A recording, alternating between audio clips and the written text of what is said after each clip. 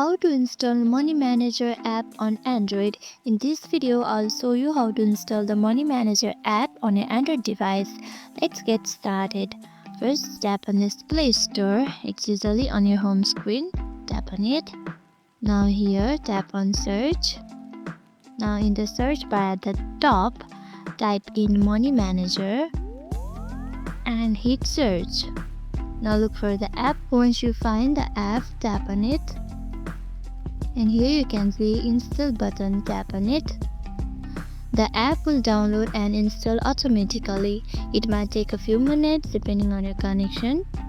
When the installation finishes, tap open, or you can find the Money Manager icon in your app drawer and tap it to launch the app.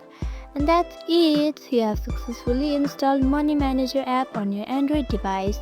If you found this video helpful, don't forget to like, subscribe and hit the notification bell for more tips and tutorials.